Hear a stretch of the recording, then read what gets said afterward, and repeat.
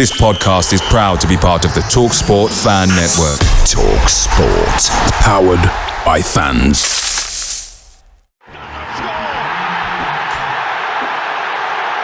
Styles with a save. Trent for the second here. A classic counter-attack, and Gibbs White puts Nottingham Forest 2 ahead. Here's Wood. 1-0 Forest. Has made an even bigger difference there. Nottingham Forest have snatched the lead at Anfield. Hello, welcome back to Red Side of the Trent and our Red Side Revisited series where we speak to former players or staff from Forest past. Joining myself, Adam Wicklow, or Reece Lane and Christian Brown. And our guest, as you will have seen from the title, is none other than a man who made 53 appearances for the Reds in the league, including a famous 2-1 win at Pride Park, a Player of the Season winner in 2015-16 season, and maybe somewhat of a pioneer within the EFL of a goalkeeper being able to play with their feet. It's none other than Dorus De Vries. Dorus, how are you? How are you doing? Fine, thank you very much. I'm doing well, to be honest. Thank you. How are you guys doing? You okay? Yes, we're all very well. That's important. That's important. Definitely. Dorus, thank you very much for joining us and giving us your time. We're going to dive kind of straight into things. I mean, you literally just told us that you're not involved in football anymore. So what are you up to these days? If you're not involved in football? I'm not as much into football. Just with coaching for my youngest boy. He's 8 years old. I started playing football last year. And he actually likes to play in goals as well, to be honest. So I'm involved in his team as a coach, as a trainer, 3 times in a week. That is, which is very enjoyable. But besides that, I'm not that much involved in football. I don't really tend to watch games or go to games. It's just something that in my family's life now. It's just.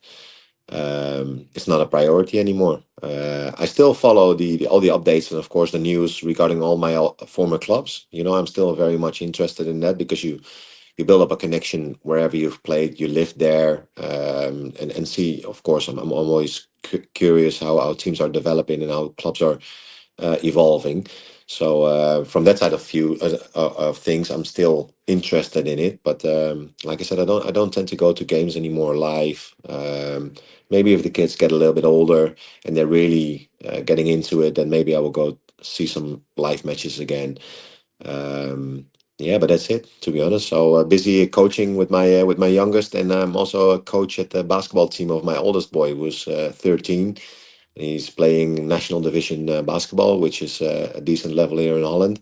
So I'm coaching him as well. So a whole weekend is just busy with the kids, coaching their sports.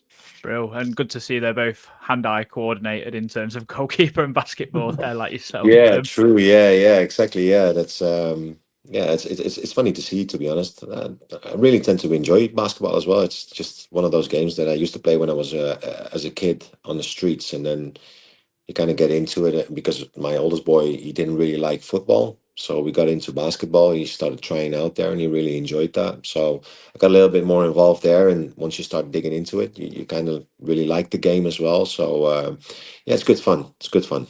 Fantastic. I mean, we're going to dive straight in. Obviously, you came through the ranks at Telstar before going to ADO Den Haag in the Netherlands. I mean, can you talk about your first experience as a professional goalkeeper?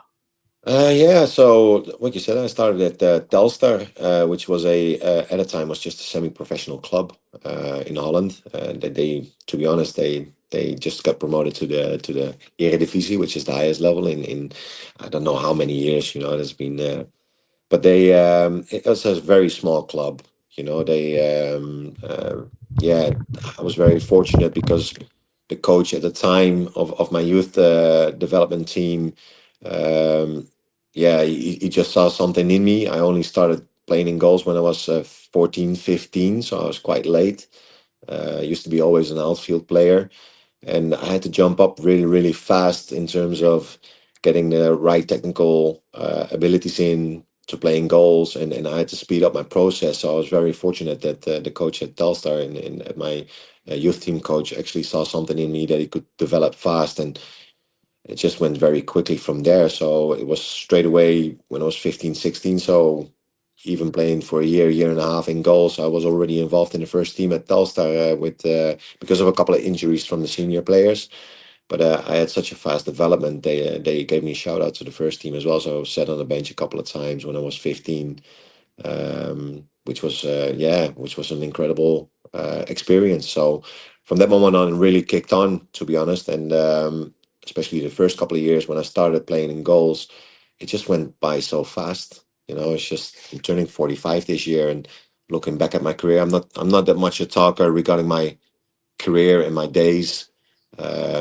I don't know why I don't really talk about it that often, but if I think about it, it's just the time has just really it's just flown by. It's just crazy how fast time flies, and especially in your football career as well. It's a journey which you go through, but then yet again sometimes you miss the enjoyment part of it and think, "Wow, what happened? What is all the stuff that just happened?" And it just kicks on like regular life.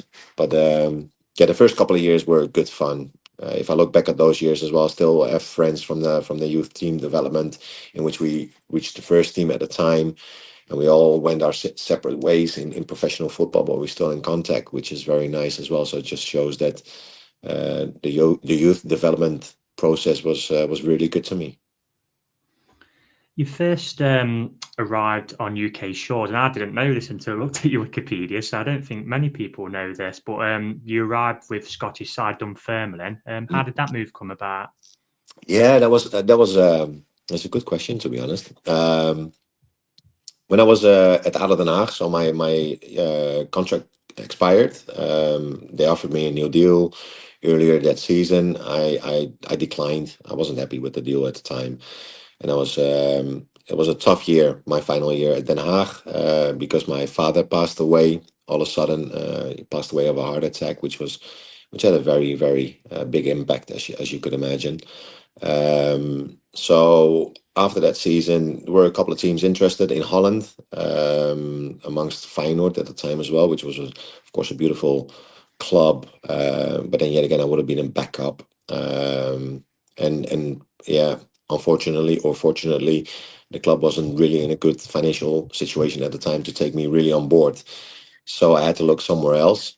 And Dunfermline was looking for a goalkeeper.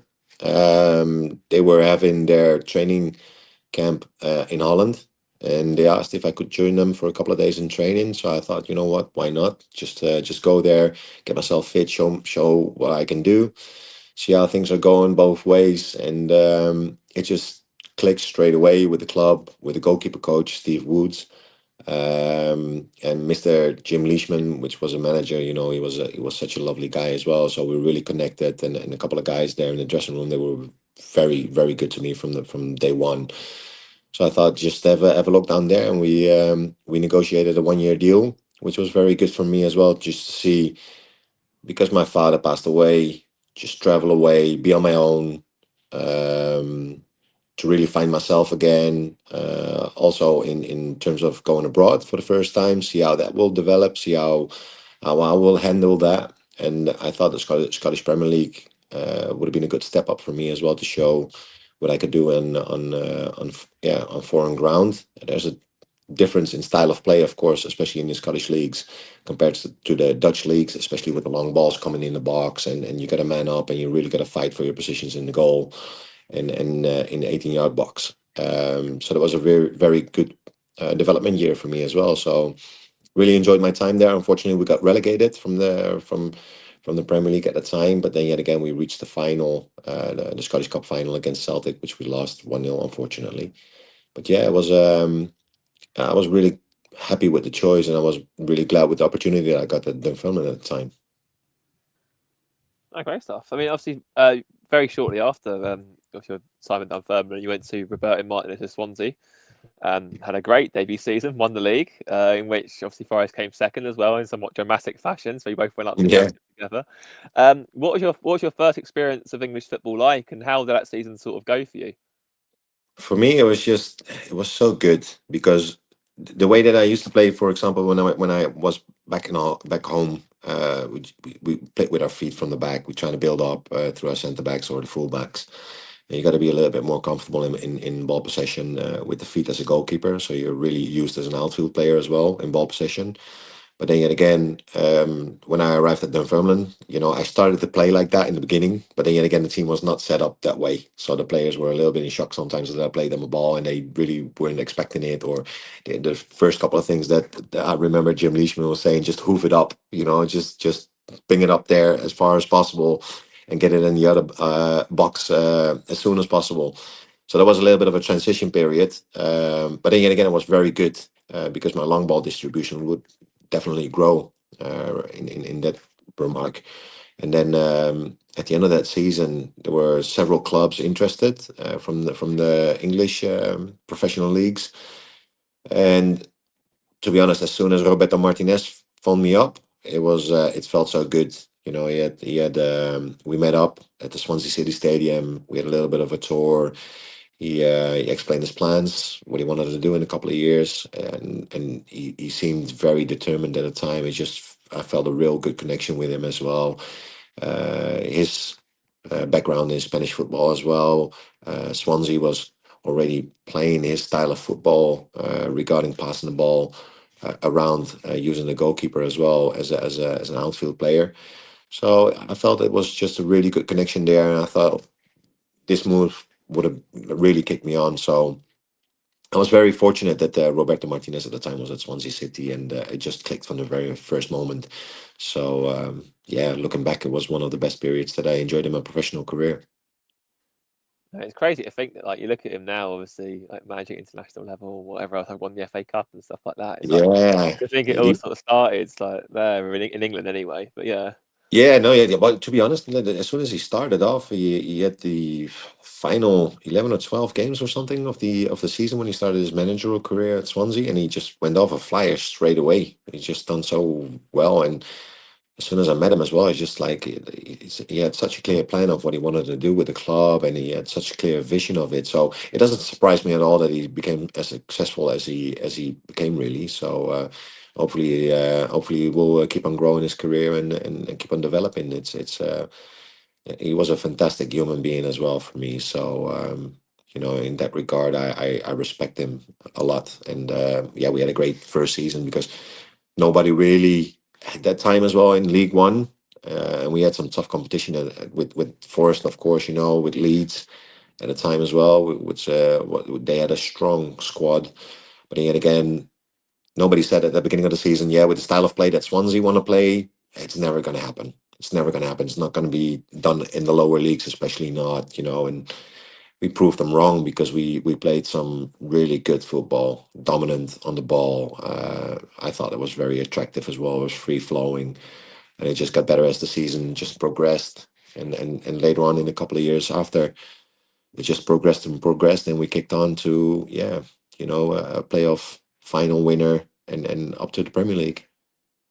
You can mention actually. I mean, yeah, for a personal level as well. You broke records, got 25 clean sheets in one season. I think the season after that, and got the Championship Golden Glove. And it's an incremental games. Was it? I think was it 8 first season up, then 7, then obviously third season was playoffs and promotion. Obviously, Swansea, did end up getting promoted that season. How was the sort of playoff experience for you? Because obviously, from our perspective, not so nice, but from yours, it might have been very nice. No, it was just it was one of those, especially the semi-final against Forest at the time was just a very important game, especially the first one as well, because we were down a man after 10 minutes or something, so we were fighting with 10 men early on in the game, and we held on to a clean sheet, which felt like a victory at the time. So we felt we had like a very strong opportunity, especially because we were so ball dominant and attacking wise forward, especially at home as well. So we just went into the second leg and felt like really comfortable, and we really kicked on from there, to be honest. And in the playoff final as well, Scott Sinclair had a fantastic game and just shut up to the Premier League, which was an incredible experience. This is sometimes that I tell people back home, is that I'm so glad that my career, really the majority of my career, I played in England because the atmosphere, because the ambition of the clubs, because the setup of the leagues as well. You get 3 promoted sides, you get 3 relegated sides, so basically 6 new teams every season, which makes things interesting as well. To see who comes down from the Premier League, who comes up from League One. There might be just new teams where you feel like they're outsiders, but they just dominate the league all of a sudden, and you're going to fight for promotion. And it's a tough league, especially Championship is a very tough league to get out of and get into the Premier League. And well, you guys done it as well, shortly after I left, and see what can happen in football. See how opportunistic it can go. If everything just falls into the right framework, and the puzzle pieces just go well together, then all of a sudden, yeah, it just can explode. Look at what you guys done last year. It was just incredible, wasn't it? Yeah, it was superb. I mean, it's still like even now at pinch me moments, especially when you look back on sort of things like that. I mean, as a goalkeeper, did you sort of know that it was going to be your year when Forest hit the framework of your goal 4 times in one match and then in the second leg? How was that sort of experience for you as a keeper? And did you sort of think, yeah, this is sort of written for us to go up now? Yeah, no, I felt it coming, because the season before that we just lost in the last game. We had a draw. We actually just, if we had a win against Doncaster at the time at home, we would have been in the playoffs as well. And Blackpool as yeah, well, who beat us.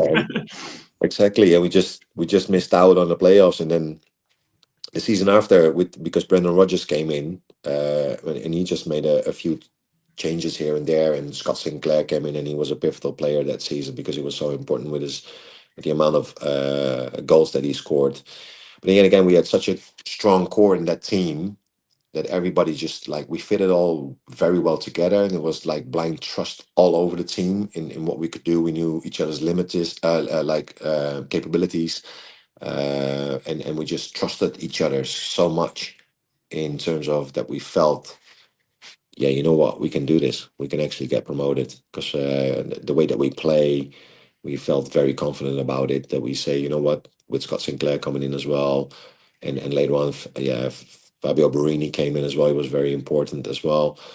It just clicked, and Brendan Rodgers was that final piece as well, as a managerial position, where he had a great season at the time, and we got promoted at Wembley. Yet again, one of those iconic stadiums, which was packed. It was unbelievable, because the game, I think, before that was the Champions League final, and I believe it was holding like 94 at the time, like 93,000 people or something. And then all of a sudden our game came on, and it was like 97,000 people. So we had more people in the stadium than there was at the Champions League final.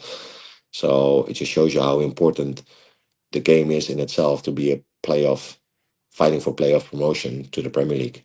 It's the game of the season. It's just the whole of Swansea must have gone to that game. no, yeah, it was just so weird, because after the game, you got like the 50-50, so Reading 50%, and then 50% was Swansea. And then after the end signal, it was just like 50% was gone out of the stadium, like as soon as possible, and we just celebrating with our own fans. And it was just a surreal moment of that's what I said earlier in the interview as well, where you feel like, once you start playing, and you're in the dressing room, and you're with the guys, and you you kind of lost track sometimes of, you just enjoy the moment, enjoy the journey, really. So it's not only the playoff final game, but it's just towards the journey that you've been through as a whole team, as an individual as well, with all the setbacks and all the positive stuff. And you got to realize sometimes, I think, you know what, enjoy the ride, which was a good ride at the time. Just before you jump in, Reece, I just wanted to ask a question about the playoff game at the City Ground, Dorus, because obviously Neil Taylor got sent off, like you mentioned, early doors. Yeah. My friend mentioned how good you played as a sweeper keeper there. That's why I almost give you the pioneering role of the goalkeeper that could play from out the back in the EFL. Yeah. Did Brendan Rodgers instruct you to do that more often? Because it seemed like it almost made Swansea look like they didn't have that man down almost. It seemed like Forest couldn't always overload, if you know what I mean. No, true. At the time, what you said, it started with Roberto Martinez, and he gave me so much confidence in terms of, Doris, if you got the ball, you can do whatever you want, really, because you're so comfortable with the ball at your feet. Just make sure we can use you as an outfield player, be that spare man. If we, come under pressure, let the teams put some pressure on you. You will find another solution. And like I said, I had some players around me, which were those guys were very comfortable with the ball, and I felt so comfortable with them that they trusted me as well with giving me the ball. That I was just like I was really enjoying that role, and I was at the time as well, especially in the years that developed in Swansea period, you get more and more secured in your role. You get more and more because a lot of teams, they struggle with the right amount of presses at the time, and it wasn't really at that time. There were not many goalkeepers playing that way, especially in the English leagues. I can't really remember any goalkeeper that I came across, to be honest, that played really with the centre backs or the full backs or whatever. Just find the spare man constantly, and but it was just because of the instructions of Roberto. Just try and keep the ball for us, really, and be creative in terms of what you can do, because you're a good passer of the ball. So just do it. And like I said, that confidence really kicked me on as well in developing as a goalkeeper. Swansea was a good team back then, even from like the League One, where you had like Jason Scotland. I remember Ferry Bode was really good. Yeah, And then, very like you good. said, a few years later, you obviously had the likes of Scott Sinclair, and then the stalwarts like Angel Rangel. I can remember thinking of all these Yeah, players. true. And even like you say about the journey, they then went on again into the Premier League. We all remember Michu. Obviously, then with Michael Laudrup, ended up winning the League Cup. So they did go on a proper journey, didn't they, Swansea? But Yeah. moving on from Swansea, you then had a spell at Wolves, but obviously after that spell at Wolves, then came a move to Forest. How did the move to Forest come about? You know what? That was a real escape for me, which I was so glad it happened, because, of course, after I left Swansea, that was the biggest mistake in my career that I made in terms of leaving Swansea at the time. And then I went to Wolves. Things didn't go really my way there. But then yet again, the goalkeeper department was really, really good, to be honest, with Wayne Hennessy and Carl Ikeme. Lee's So I our went to coach front. now, Wayne Hennessy. Yeah, yeah, yeah, he is. Yeah, it's good to see him there, and he was a hell of a goalkeeper as well. But then yet again, unfortunately, at the end of my first season at Wolves, I almost got into a deal in going to Liverpool, because Brendan Rodgers was at Liverpool at the time, and that whole deal fell through because the negotiations. It was basically like a poker game, from Wolves at the time, trying to maximize the transfer fee as high as possible because of my relationship with Brendan, of course. See if they could squeeze out a lot of money, and Liverpool wasn't playing that game at all. So unfortunately, yeah, just that deal fell through, and this is one of those harsh things in football, where you felt like, how could this happen now? How can you not go, from a relegated side, from Premier League to Championship, a new manager coming in, and Sola Solbakken, who clearly, yeah, wasn't a right fit for Wolves at the time as well. Yeah, I remember them. No, exactly, and it's just his communication styles in the beginning of the season as well it still upsets me. It still upsets me. So, but yeah, that deal fell through. Of course, it was heartbreak because it felt like a good escape as well to go to a manager that really trusted me and I had a good working relationship with at a club which was massive, and learn from another great goalkeeper at the time, Pepe Reina.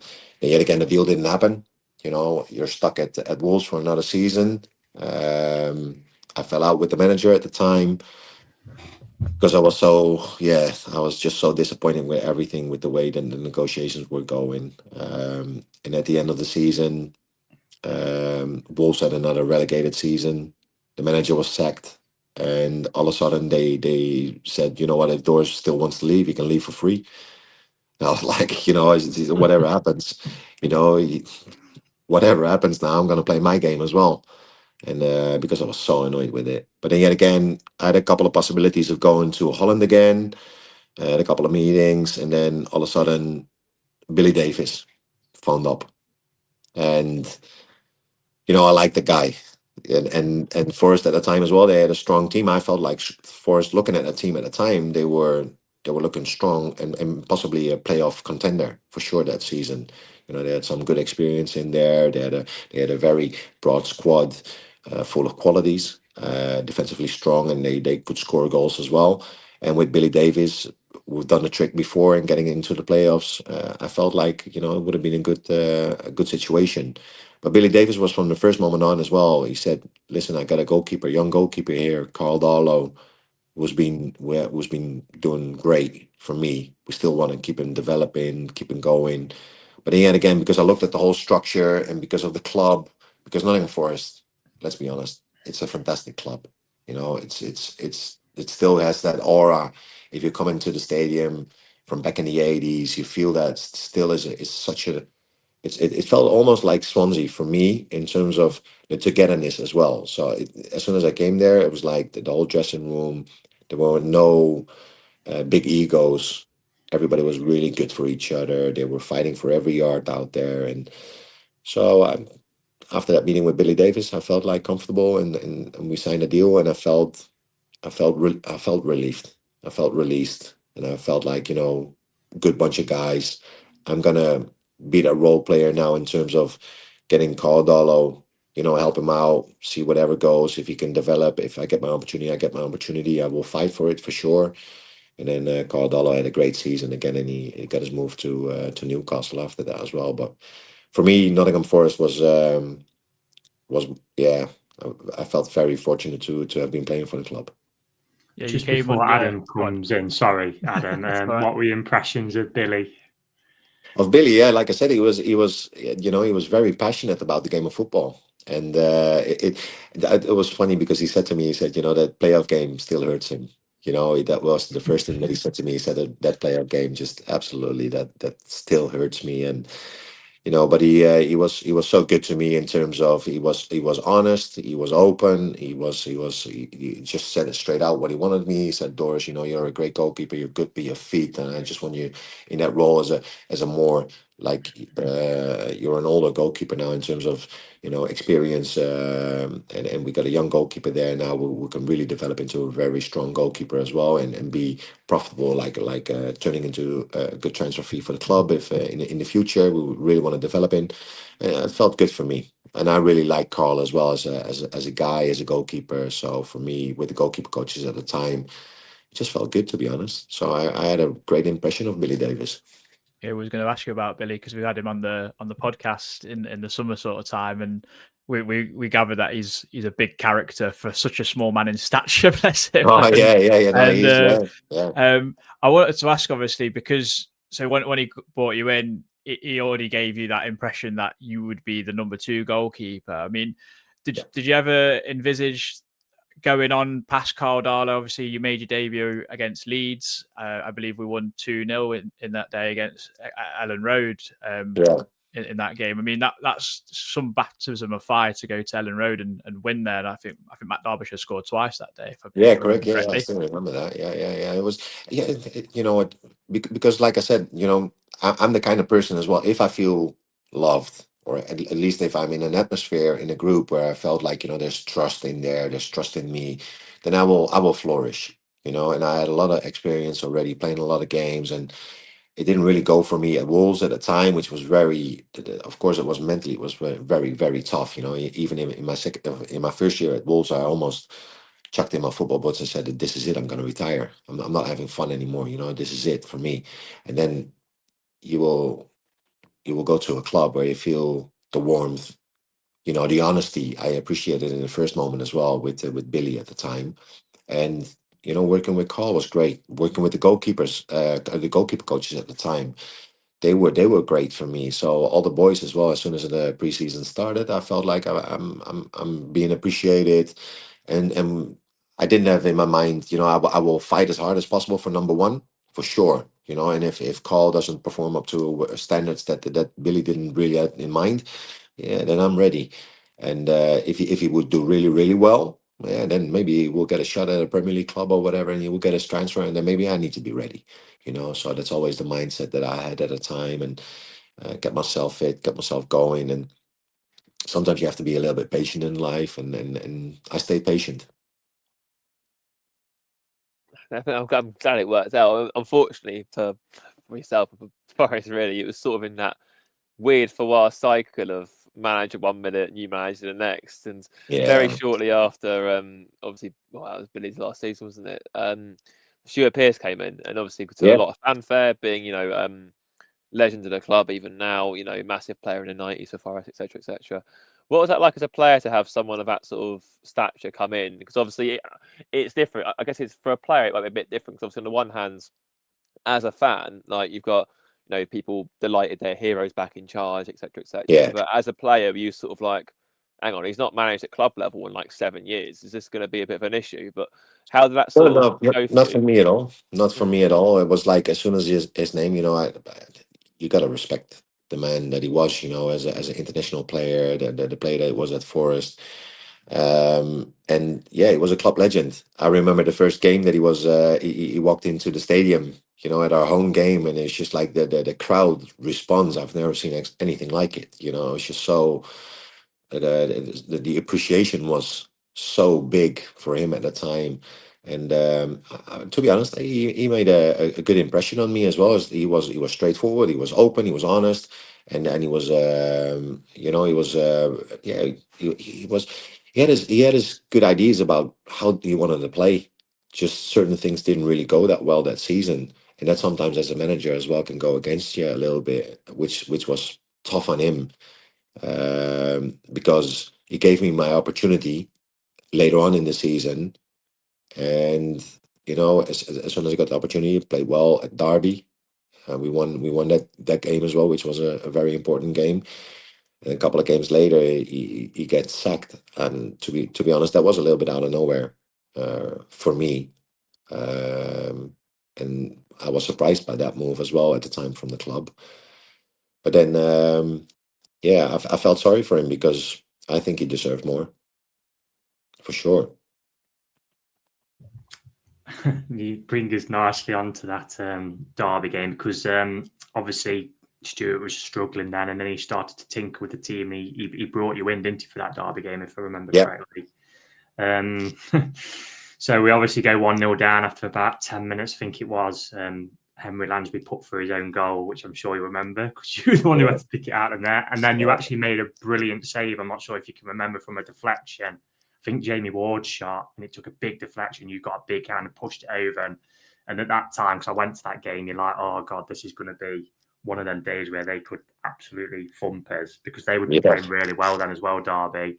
And then obviously we get level. And then, I think it was 93rd minute, Ben Osborne out of nowhere, Derby fan, smacks the ball into the net. What was it like in the dressing room and that after? Just talk us through that whole experience, really, so we can revel in it as fans. Yeah, it's just like, you always, as a professional football player, when you play for a club, and then about the derbies. It was at Swansea, it was against Cardiff. Nobody really had to speak about it, but you knew there was going to be, that was the game. So at Nottingham Forest, it was against Derby. That was just the game of the season, and especially when things are not going really your way, and Derby is performing a little bit better, you just want to get one over them. And just all build up towards that game, because it was my first start in a while. And it's just sometimes the Derby games can go either way. It just can explode in a different way, where you feel like certain Forest will win or whatever, and then all of a sudden just the game can turn into a different direction because of it gets heated at times as well, because the players, they feel that we have to perform. We have to give a little bit more extra for the fans. We just want to make sure that we pull this over the line. But then again, I felt really comfortable in that game, because I felt that we had some good players in that team, and they could overturn a game even in 1-0 down or whatever. I felt like we could score goals. We could always score goals. And luckily we kept fighting. We kept going, and then we get the win in the end. And it was for me also a big relief as well, because then it was the first start in a while, and you win a derby game. That's a nice start. So from that on, you hope that you can bring momentum and keep pushing forward. but unfortunately, that really didn't go that well. Yeah, I mean, it was a great memory. I was there as well, Reese, and like just watching Osborne come forward, and I'm thinking pass, Yeah. and then he's unleashed one, and well. it's gone in. But like you say, Doris, Stuart Pearce was unfortunate to lose his job, and Dougie Freedman came in very unusual circumstances for the football club, because we obviously got put in an embargo, and he was more of a manager that was putting out a lot of fires, it would seem.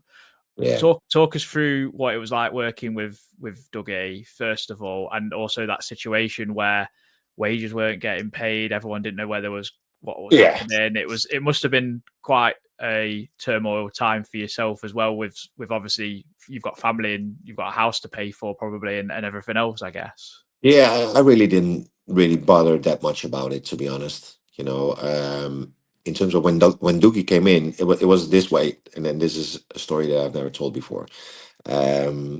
So when I got the first position as first goalkeeper again under Stuart Pearce, he actually wanted me to sign a new deal at the club. So I got a new offer from the club, and we had the game against what was it, Watford at home, if I remember correctly. Was it Watford? Or Millwall? Can't remember, to be fair. Yeah, I don't remember. It's just it felt so long ago. But then that was the final game of Stuart Pearce at the time. So Millwall. after that game, yeah, Yeah. that's the one. And he got the sack. But then yet again, because he made he said to the club, I just want to give Dorus a new deal to keep him longer at the club. I felt like, oh, you know what, this is a good situation to be in. I can sign a new deal. Just got my first couple of starts again for the team. Just I can enjoy my playing time again under a manager who trusted me, and we keep on building from there. All of a sudden, he gets the sack, and then Dougie Freedman came in, and the first thing that they try to do is revoke the contract. So that was the first call that I got. So the manager got sacked, then Dougie Freedman, and Dougie Freedman put me on the bench again straight away as well, without any explanation really, which was kind of weird at the time. But I felt like, come on, man, I just got you offered me a new deal as a club. All of a sudden, the manager gets sacked. The guy, like within 48 hours, the manager gets sacked. Then all of a sudden, the new manager comes in. He sets me on the bench again. And then all of a sudden, it's like, what's going on here? It's just like so strange. And I had a couple of discussions later on with Fawaz at the time, where I felt like, you can't be doing that to your players if you offer a new deal and then all of a sudden you pull that off the table because a new manager comes in and out of nowhere, and whatever his IDs were. And luckily, we could still be open in the negotiations, and we started negotiating a new deal. And instead of extending for 1 year, I asked for a 2-year, and we put a little bit more water with the wine, so we got happy with both ends and signed a new 2-year deal. Didn't finish the season as a first choice goalkeeper. But then yet again, I felt like if Carl Darlow goes back to Newcastle again, because he had his transfer already, then maybe see what's up. Maybe a new goalkeeper will come in, but then yet again, I will fight for my place. And I was really enjoying my time at the time with Steve Sutton. He was the goalkeeper coach. I give him a special mention because what a goalkeeper coach. He really, maybe we'll kick on to this later, but then because working with Dougie at the time, we go into the new season. I had a hell of a preseason, I felt. I was very solid in that preseason where I felt comfortably playing in goal. And yet again, played the first game against Brighton. We lost that game. But then yet again, made a couple of good saves. So I felt secured in my spot and saying, you know what, I would become the first choice goalkeeper. But then yet again, he was working behind the scenes and getting Ben Hamer in. I don't know if you guys remember that. And then you feel like, what's going on here again, I've had a hell of a preseason. I had a good start in the first team, and then all of a sudden you're trying to pull me away from the team again. So what's going on? And sometimes I don't know in football what happens. Whatever lines are out there with agencies, with lines of manager who got. Sometimes I'm fed up with that as well. So I'll be a little bit more outspoken about that. But then yet again, the Ben Hamer deal falls through. Then yet again, I don't know if it was forced, but then yet again, Dougie had to keep me as a first choice, and I felt like I had probably one of the best seasons that I've ever had as a shot stopping goalkeeper that season. And so luckily I kept faith in myself and just kept pushing. Yeah, I was going to say, I mean, you mentioned that Brighton game, obviously, for those watching, the picture that Adams rather cleverly put up behind. It was obviously, I remember being in the way in that day. You pulled off an unbelievable save, and everyone was just like, good Lord, how's he kept that out? And then if you told me from that point there was plans to have taken you out of the team, I think everyone would have been like, excuse me, what? But Yeah. you're right. I mean, that season, obviously, you ended up being the club's player of the year, 15-16. It was a pretty difficult campaign. Again, very turbulent for us, as it always is. Well, as Yeah, always. it's really up and down, wasn't it? Yeah. But obviously, you were head and shoulders over everyone else and obviously deserved that. I mean, how did you sort of find that season? Because obviously, I guess as a goalkeeper, you don't really want a lot to do, but you ended up Nothing. having a lot to do and doing it Yeah. very well. So how did it sort of pan out for you? Yet again, I felt so much trust from the guys in front of me. I felt so good playing with them that you just they get the most out of you. And like I said, a special mention to Steve Sutton at the time as well, because as a goalkeeper coach, he really knew in what stage of my career I was, what I needed, and so enjoyable to work with him. He got me ready for the games. Mentally, he was firing me up constantly as well in the right space of mind. And he just, I think so from a goalkeeper coach, goalkeeper coach, and Steve Sutton at the time, he made sure that I was playing at the best of my level, and I'm very thankful that he was there with me at the time, because he really pushed that out of me, and I was, like I said, I felt very comfortable there, and playing that season. It was just such an up and down season, and unfortunately, I was really busy at the time. But then yet again, I was so happy to be there for the team when they needed me. So yeah, it was, like I said, it was probably one of the best shot stopping seasons that I had as a goalkeeper, and one that even if I look back at all those years that I had, was one of the most enjoyable seasons. Like we mentioned earlier, Doris, you unfortunately played at a time when the club was was up and down, like you say, to put it bluntly. It's a shame because the season you won the Player of the Season was our 150th year anniversary as a club, and because the club was such a circus off the pitch, it didn't really get celebrated much, aside from a bit of gold trim on the shirts, as you can see with the one I'm wearing and the one behind me. I remember that. What did you make of Fawaz as a whole, really? Uh, yeah, it's a difficult one. It's a difficult one. I felt like he had the right intentions with the club for sure. But then yet again, you could see now as well, sometimes in ownerships, in teams and clubs, and people go in certain directions, and whatever their reasons is their reason. I'm pretty sure they got a game plan somewhere.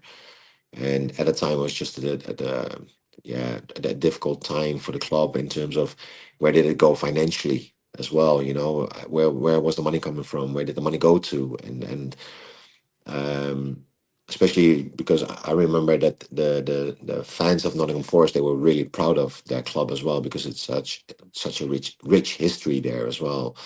And if there's any uncertainty, then every fan will be upset, and rightfully so. So what's going to happen to my club? What's going to happen to my team that I support for all those years? And luckily, as a player, you could shift that mind a little bit and stay professional on the pitch, because that's where you have to perform, and you have to stay really focused in terms of, if the results go your way, then you still keep on going, you still keep on fighting, and then you got something to cheer about. But then yet again, you know, it's a really difficult one to say, to be honest, because I felt at the time that I met Fabas a couple of times, I felt he had the right intentions. Whether the playbook was right, I'm not sure. That was a difficult one. What are you guys really? What's your opinion about it? How did you experience that? Well, I went to the protest. Yeah, I went Oh to the yeah, yeah. protest as well. Look, Yeah. I think, from a human level, it wasn't. You see some owners in football now who are just not arsed at all. And they Yeah. just, I thought Fowler's come across as a decent bloke, but he just didn't have a clue how to run a football club. Yeah. He just didn't listen to the people. And that's probably ego because of the money side of things. He just didn't listen to people, take on advice who would have given him correct advice. Like I went to a supporters evening when Stuart was manager, Chris Cohn was a captain, and I don't know if you can remember this guy, Doris, but a guy called Paul Faulkner, he'd been brought in, who was like, knew what he was doing. And because we started the season so well under Stuart, and he just he had to resign because it was just like after a couple of months, because behind the scenes and that, it was shambles. Untenable. And then it got to a point where, the money, like you say, the money probably was coming from Fowler's family, and they probably just had enough. And as fans, you end up getting a situation where you're in embargoes, players are not getting the wages paid, and then, like Adam said, you're going towards protests because the club, if Fowler's would have carried on any longer, as it nearly did, would have got relegated to League One without a shadow of a doubt. Yeah. So, yeah. Yeah, it was just, especially the season because I left. Then the season after was a real struggle. Was a real. You weren't with us for very long, Doris, and you've had about 1 million. You've had about 6 managers, I think, in the time. Yeah, before you left, Philippe Montagnier walked in with a cheese platter. Yeah. Did he give any to the players first of all? And what was he like? Because obviously you only played one game, and then you got injured in the Burton Albion game, which was a madness 4-3. And then I know we're going to get onto it, but you obviously left the club after that. But what was he like? Because we brought in a plethora of players, like a lot of players, if I remember rightly. And I mean, I always loved Hildeberto Pereira as a bit of a banter era player because he was a bit mad. But just extraordinary, really. If I'm honest, the football was crazy. Yeah, it was just like because you go back to the Favas area, that Favas period there. It's just like it was a difficult period for the club financially, and see what's going to happen. There was not that's something that I mean with the game plan. The game book. It wasn't really going in the right direction. And then of course, a new manager comes in, new season, new hopes. Hopefully things will turn out better. A lot of transfers were made at the time, and then. Just remembering as well the season before, we had loads of transfers coming in as well, and then that summer, I actually spoke, and this is something that I was on holiday in Ibiza with my family after that season, so I got Player of the Year, and I had a spell, and I said to my missus, you know what, this will be my last club as a professional football player. I really feel happy with here. I feel great. I feel respect and love from the fans, and I just want to play here for the rest of my career. Basically, that's it. I love where I live. I love Nottingham as a city, so we're just gonna stay here. We have a good time, and then all of a sudden, just Brendan Rodgers was interested, and yet again, Brendan, of course, was the manager at Swansea when we got promoted to the Premier League. The deal fell through for Liverpool, and then Celtic is one of those clubs. Yes, it's just one of those clubs, really, where you feel like they're playing for the national championships every year, national titles. They play Champions League football whenever they possibly get into it. They European football is an attractive bit. As a player for me at the time, I didn't really experience European football. So coming into my later stages in my career, 35 years old, and with the turmoil at a time that the club was in a little bit, in terms of where's the club going to go, and then going back to the trip that I made to Ibiza, I've seen this young fan, Nottingham Forest fan he was, and I think it was 9 or 10 years old, and he came up to me, he says, could you please never leave the club? And I said to him, you don't worry, because I will stay at the club. And I made a false promise there, that really, I felt, as soon as Celtic came, I was like, no, surely I will stay at Nottingham Forest, and things will turn out, I will play here for the rest of my career, and I will enjoy the last couple of years of my career.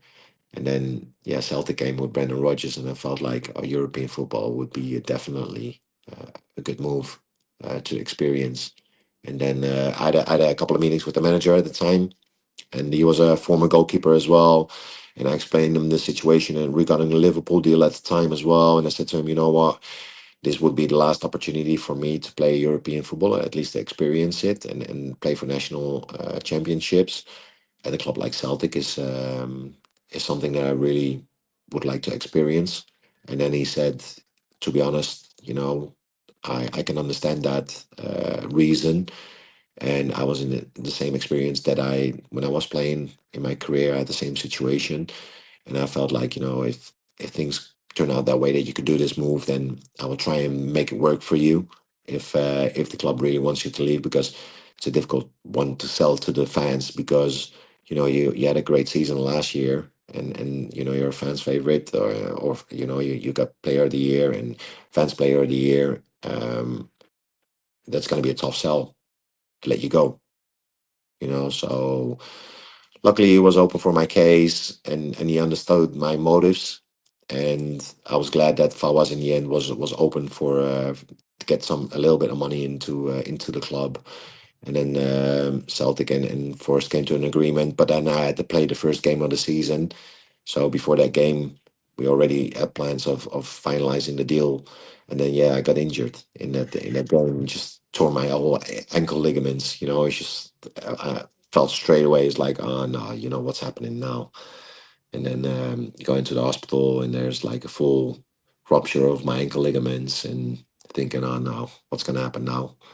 But then luckily Celtic, they still fell through. Or sorry, went through it with the deal, and it took me a good 8 to 10 weeks to get back. And unfortunately, that was my Nottingham Forest career was over. But it's one of those years before that I was really proud of, that I was a Nottingham Forest player, because together, like I said, with Steve Sutton, which I had a special relationship with, and with a couple of the guys that were there as well, the city in itself, the club, I hold dear in my heart for sure. For me, it's if I'm honest, it's like the Swansea period for me is the one that, as a professional football player, I had the best spell in my careers, in terms of playing outfield, getting my reputation sorted in English leagues, getting promoted twice, becoming the champions in League One, and getting promoted to the Premier League. That was like by far 4 good years in my career. And then Nottingham Forest is definitely second up there, because the stature of the club, uh, the turmoil that we went through, but yet again we fight our way through it. And I had a hell of a last season at the club. That came really out of position, that I was in and out, really, basically. And then all of a sudden I got my opportunity, and I was playing well, and then got my move to Celtic. So I was happy with the opportunity. I mean, I was gutted you went, because you fully deserved the player of the season before, but no Forest fan, especially at that time, could have begrudged you a move to a club like Celtic. I know Scottish football does get looked down upon a bit from English fans, but Celtic are a ridiculously big club, and to play in the Champions League as well. I mean, how was the nights playing in the Champions League with Celtic, especially at home at Celtic Park? It was just so, it's just such a shame. That's the only thing I would say, like that I was later in my career stages that I had to experience Celtic, because despite I was being in the right move, I got injured. It was a bigger injury in terms of my ankle ligaments. And Craig Gordon at the time was playing as a number one at Celtic. Brendan wanted to bring in a little bit more um, playing from the back, introduce that a little bit more. But it just needed time to adapt at Celtic, because the way that the club was playing at the time wasn't really free flowing from playing out from the back and stuff like that. So the fans at the time had to really try and embrace that. It took a little bit of time, of course, as it would take. And unfortunately, as soon as I started playing there, we had a couple of tough games. Started hard, winning at home. Then we had the Rangers game, which was a big derby game. We won that game as well, pretty big. And then you play the Barcelona game, which is the one that you look forward to, because that's the I watched Champions that League. game. Yeah, and then you're just in goals, and I felt really, and I keep saying this. I was like, it was so nice. You travel the day before the game. You arrive at Now Camp. You train there. You feel like, man, this is where you want to be. You know, this is like the pitch, the atmosphere there, and especially for us Dutchies, because Barcelona, for me as a Dutchman, with the Cruyff era that has been there, you know, it feels special, and I felt like, yeah, this is it, man. This is so good, so nice to. I was so fortunate to experience that in my life, and then you get absolutely blistered 7-0 against the side, which is like they were out for revenge because they lost the weekend before that against just a freshly promoted team as well with 1-0, left all their star players out. But then yet again, Messi, Neymar, Suarez at front, maybe the best forward three that you can ever think of. Messi was on fire, Neymar was on fire, the whole team was on fire, and then yeah, as Celtic, what can you like? And all Well, if you fairness, can remember as well, a few years before that, Celtic beat Barcelona at Celtic Park, so they probably had yeah. that in mind as well. No, exactly, and those those are outliners. You know, those are games Yeah. that are big for the fans because those are the games that, you know, against the big giants. You were able to pull off a shock result, and rightfully so at the time because they were fighting like lions. You know, they were fighting for it. And but then yet again on that night, we just got overclassed. You know, it's just one of those games that you feel like as a goalkeeper as well. You feel like in goals, wow, you know, 2-0 at halftime or was only, but then yet again it goes so fast. We could have gone 1-0 up if Dembele at the time didn't miss his penalty, and then yet again after that penalty miss, he didn't really track back towards the corner, and Messi just got into it and just blasted it one into the top bins. And then you feel like, oh, it's going to be a tough game now, you know, low. So hopefully we'll stay in it. And then all of a sudden, just turn on the engines, and there was no stopping it anymore. No stopping it. Unbelievable. No, that I mean, I went out to Barcelona to watch MSN. I think they had Sporting Gijón and they smacked them 6-0 as well, or something ridiculous. That front three was just absurd in terms of their quality. So yeah, I can imagine. Unbelievable.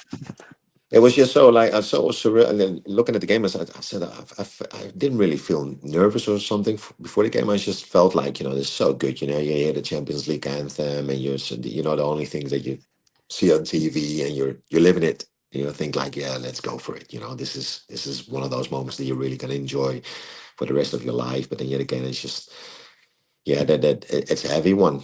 You know, because as a goalkeeper, you don't want to concede any goals, and they're gone 7. But then they you know, they look at the goalkeeper, and then despite I feel like it was a very tough game for me as a goalkeeper in terms of all the goals that went in, I only felt like the free kick I maybe could have got a little bit more onto it. But that was the first direct free kick that I got in that went in for I don't know how many years. It just shows you that I was gutted with that one. But yet again, it was just the only goal that I felt like I could have done anything extra. But then yet again, the other goals, they were on fire. Unbelievable the way that they played so fluidly in attack, so fast. They just purely outclassed us, you know. And that was there's 7-0 is painful, but there's no shame into it in terms of it was a Neymar in top form, it was Suarez in top form, and it was Messi in absolute top form. I think we have something fairly similar. I mean, my first year watching Forest, we lost 8-1 to United, and that was the year they won the treble. And the only consolation I can take from losing that game 8-1 it was to the treble winning team. So it's sort of like, Yeah, oh, you know, they're just really good, not us being yeah, really bad. yeah. I know. Yeah, it's a tough one to swallow, isn't it? Where you feel like, oh, no, you know, I can imagine as fans as well. When you look at it and when you play such big games, you know, at the time for you, Man United as well, which was a very big team at the time, and they had a fantastic year. But then yet again, it's always painful to lose against them, you know, let alone be like the higher scores. You always be reminded of it, unfortunately. So that was my Champions League experience that I got beat 7-0 against Barcelona. Yeah. I mean, there are worse teams to lose to, I suppose. But There is, but it still hurts. It still hurts, man. It still hurts. You know, it's like I said, you got pride as a goalkeeper. You want to like really take positives from that. Yeah, and then there's none really. You know, it's just, you know, that's it, unfortunately. But that's life sometimes. You know, it takes you to a journey. Sometimes you have to go through certain stuff and experience certain stuff. That's just life. yeah, absolutely. Speaking of journeys, obviously Forest have been on, as you mentioned, a bit of a hell of a one since you left the club. How are you sort of finding the current team at the minute? I know obviously you said you don't go to games that much anymore and whatever else, you sort of keep an eye on the results, but what's your sort of current take on the Forest team at the minute and how you sort of seeing things? Well, it's one of those things again, I thought after the end of the last season, it was just what an unbelievable season. Let's be honest. But what an unbelievable season. With the amount of business that's been done, the players coming in, and you really could sense the vibe that they're going in a very good direction, and they're still in a very good place as well in terms of how the team is looking. And yeah, you could see a little bit of a turmoil in the beginning of the season, of course, with the managerial change. And it just shows you how dramatically fast things can change in football. So you guys know probably more about it than me, but looking for me from the outside, it's just like, wow, what happened there? Why? What? Why was there all of a sudden, a bad relationship going on between owner, manager, and maybe the other people in the club that's running the club? Um, it just shows you how football is sometimes. It's just crazy. But I still hope, and especially with the manager that they brought in now as well, which seems to be a great manager. He had a great period at Celtic. He done well in my eyes and at Tottenham as well. And hopefully he will keep pushing the club forward. That would be the right thing to do, and I think he's capable of doing that. Get yourself in the hospitality at Utrecht away, Doris. Yeah. Hoping not be too far away from you. Matt Sells, obviously, I know you're in the goalkeeper union, and Matt Sells had an unbelievable season for us last year, getting the Golden Glove with David Raya. But let's face it was better for Sells to get it. Let's go with that. But what do you make of him as a fellow goalkeeper? Because when we signed him, he was arguably like a 6th or 7th choice signing for us, coming from Strasbourg out of nowhere, not really having that much Premier League experience with Newcastle. But Yeah. he's been unbelievable since he's come into the club. I mean, what have you made of him? No, he had an unbelievable season last year. It just shows you that if you if you get on the right opportunity at the right time of your career, and he officially like grabbed it, and he just grew more and more in towards the games, and you get that support from the fans. Then he was just growing into his role even bigger, And I remember him. Was playing at Anderlecht as well in the Champions League against us, I believe, at Celtic, and he was a strong presence at the time. And if I'm not, I think it was him at the time. It's good going years back. But yeah, looking back at him last year, what an impact! I've seen some of the highlights of the saves that he made was unbelievable. So great, because last year at the beginning of the season as well, there was a Brazilian goalkeeper coming in as well, and he was meant to be first choice, right? Or not? Yeah, but Yeah. not as such. But we thought he'd obviously challenge Sells, but he never did because Sells was so good. No, unbelievable. Yeah, so that just shows you, like, even if another goalkeeper comes in, and all of a sudden he gets the right opportunity and he takes it, and the manager sticks by him and gives him that trust and that confidence, and he starts growing, then he could have gone all the way, and he had one of those seasons last year as a goalkeeper. It's unbelievable, and it's like one of those that will stick with him forever, because he got into he was the fans' favorite player year, and so fans best player and supporters player of the year and players player of the year last year as well, right? No, so Milenkovic was our player of the Milinkovic. season. Yeah. But Sells was obviously, he was definitely up there. He'd have been in the top 5. If he would have got it, no one would have complained, would they? Yeah, he was superb. He kept us in a lot of games. Pulled off some unbelievable saves. So I've seen some of the highlights. They were incredible, to be honest. Which I'm like, as a goalkeeper, I applaud me, because it's good to see one of my former sides just they're doing very well in the league. I felt they done great business in terms of the players that they got in as well, and then there's a goalkeeper in there was performing out of his best capabilities in terms of that he can give to a club, and had a hell of a season, which is good to see. I'm always one of those guys where I feel because the goalkeeper position is a difficult one. You're always on the balance of of absolute failure, and there's nothing you can do about it sometimes. But then yet again, seeing guys flourish like this, I applaud him, man. Very well done. We'll just wrap up then, Doris, with a few quick fire questions just to wrap the pod up. So, first one, footballing hero. Sorry? Footballing hero. Footballing hero. Wow, yeah, that might be sounding strange to you guys, but it's Ruud Gullit. Yes. If I had one. Best manager you ever worked under at any club? Wow.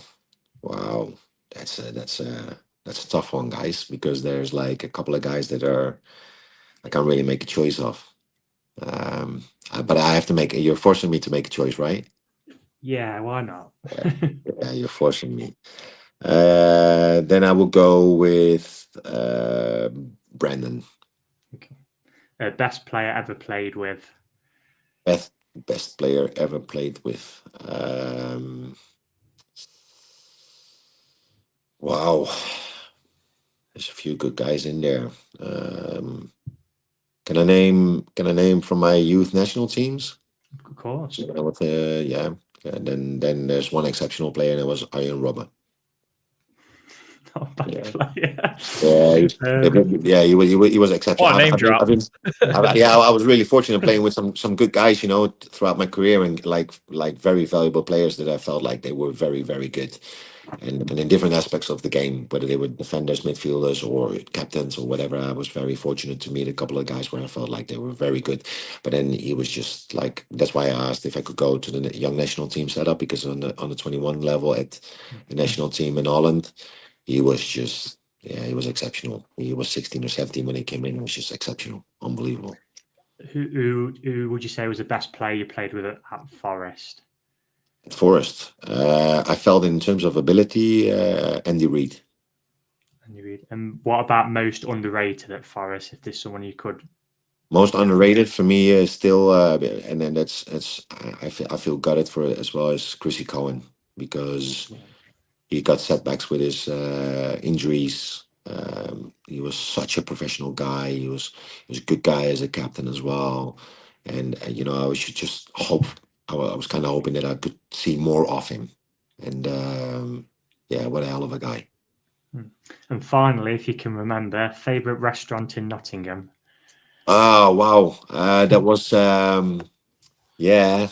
what was He's that hoping called? for one answer, Doris. I don't think you might have been even there back then. For every player he's asked, he's hoping for one answer and one answer only. But one answer only. Yeah, no. There's the Chinese place in the town center.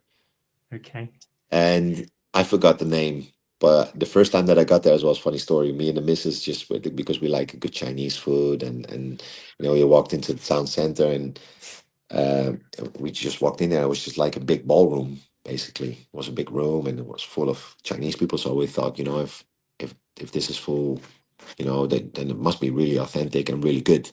So we went into the place, and there was a Chinese menu, and you had to cross-check things that you really wanted. So I asked for the portion size, and they said, no, it's only 2 or 3 or whatever. So I had soup, I had this, and I had that, and just crossed everything up.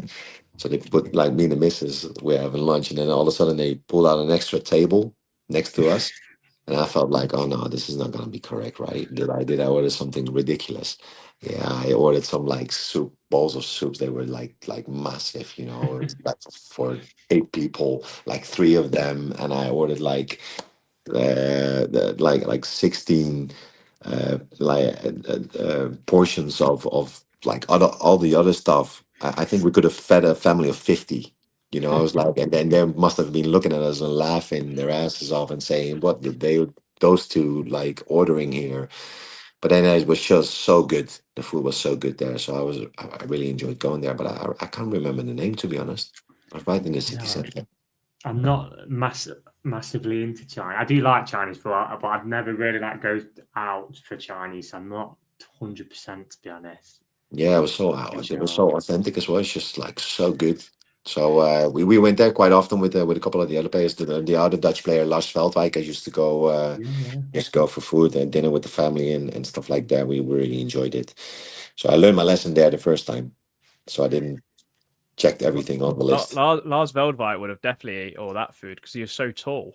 Well, yeah, he was a hungry guy. He was a hungry guy. Yeah, But he could eat. what's your favourite? Sorry, so in terms of like shirt swaps with players after games and stuff, what's your favourite one that you collected?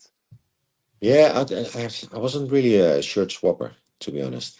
So for me, I only have a few of the Dutch players that I used to play against. So Nigel de Jong, for example, Jasper Sillis at Barcelona at the time, Joe Hart when I made my debut in the Premier League when he was at Man City. So that was my debut at Wolves in the Premier League. Unfortunately, we got beat 2-0. They became champions that season. So I swapped. So I got his shirt. Yeah, but I was never a big shirt swapper, to be honest. So I've just yeah, got one more question to ask you, just off Forest, but I'm just thinking, obviously, so between sort of 2009 and 2015, obviously, when Van der Sar moved on from Netherlands, obviously, you said you played at youth level, for example. It was what, Stekelenburg, Vorm, Krul, Sillison. Did you ever sort of imagine that you might break into that crop? And sort of, did you ever come close to getting a sort of an international sort of call up? Or not that I know of, really. It was a spell in my career at Swansea City when especially my second year, I had a good spell there as well. And then the manager at the time was Paulo Sousa. Paulo Sousa was a big international player for Portugal. He was he won Champions Leagues at Dortmund, Juventus. He was a great player, and he came in as a manager at the club. And all of a sudden in the season, I remember him, and he called me into his office and he said, "Doris, why are you not in the national team?" So surely I can understand not as number one because Stekelenburg was exceptional as well. But then why not as a number two or number three? The World Cup in 2010 is coming up. What's happening? I suppose. Don't get me wrong, but I'm pretty sure in Holland they don't watch Championship football. They don't look at Championship football because it's not the highest level. They don't take it for any. They take it for granted.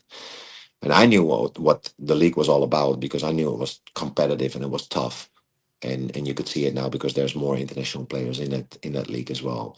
And yeah, just at the time, I'm pretty sure the Dutch national team would have known. They looked at their own national league and say, we got national league goalkeepers here playing here at home shore, and they've been doing okay. So yeah, we don't need to bring anybody else in.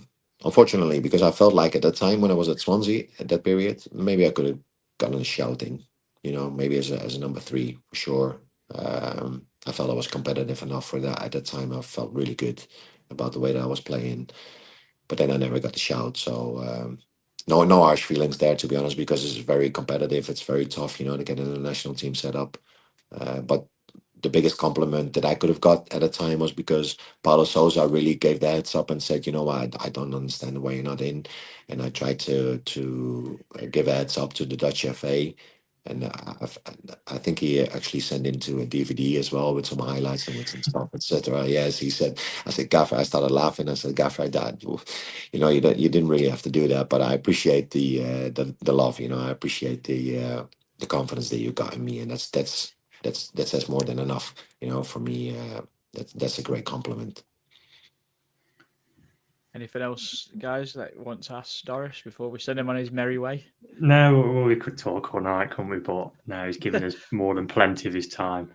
No, Doris, it's been an absolute pleasure. We've really enjoyed having you on. I hope you've enjoyed thank you so much. coming on and sharing your experiences, sharing your stories, because it was a pleasure to watch you in between the sticks at Forest. I think you was a shining light in a bit of a difficult period for us, to say the least. Yeah, thank you very much, guys. And like I said, I appreciate it that you asked me for the podcast. I wish you all the best as well, and keep going on. Hopefully, you guys have another season to remember and to look forward to. So some good games are coming up. Hopefully, Mark Dennison's wheeling you out at half time for a chat or something. You get down to a Forest game, it'd be great. To be honest, yeah, I think you'd get a great reception. It would be one of those moments that I actually spoke to the missus about that, because the oldest one is 13. He's becoming 13 next month. So hopefully to take him on a little tour whenever we can later on this season. And I was kind of open to go at Forest as well and see what it was all about and show him, because he was still a young boy. He went to school there as well. But it's just like it would be good. It would be good fun to go back and show them where I've played. So Forest I hold dearly in my heart as well. So it would be good fun to go back. definitely. Brill. Stuff, No, yeah. thanks. So thank you very much. Thank you, Thanks, guys. Gareth. You Yeah. take care. Yeah. Thank you. too. You too. Thank you. Bye-bye. Bye. Guys, that was Dorus De Vries. Really enjoyed that. I mean, fantastic bloke. I think he could talk forever. I think goalkeepers need to talk as well. So I guess that's a reason. Excellent communications, yeah. No, Definitely. he's still my favourite Forest keeper, mate. That Not Lee 15 Camp.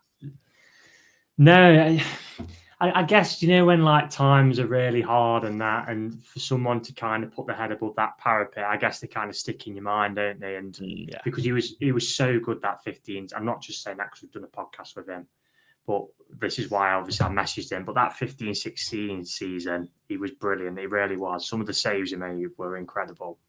He was head and shoulders above everyone. Like I said, that Brighton save, literally, I was right behind it. And it was just like he just grew like an extra 2 feet, sort of just tip it. It was like, how have you done that? He's like almost like had to be seen to be believed. So I think that and Samba's save against Sheffield United in the playoffs. Those are probably two of the best Forest saves I've ever seen in person. They were just remarkable. Yeah, fair. Yeah, he's good at saving penalties as well, De Vries. I think every penalty. I'm sure I read every penalty. I think he had 3 against him. He saved all 3 for Forest. It's not a bad record, is it? But no, if everyone's enjoyed the podcast and obviously watched on YouTube, do drop us a like and a subscribe. It's all helps with the growth. Obviously, do consider membership for early access to future pods like this one. You get early access to it, and that also shows great support for the podcast and what we're doing here at Redside HQ. But until next time, we'll see you when we see you for the Swansea preview, probably Swansea review as well, I guess. It's quite good timing. Dorus De Vries, Swansea. Yeah, that's happened. But until then, come on, you Reds.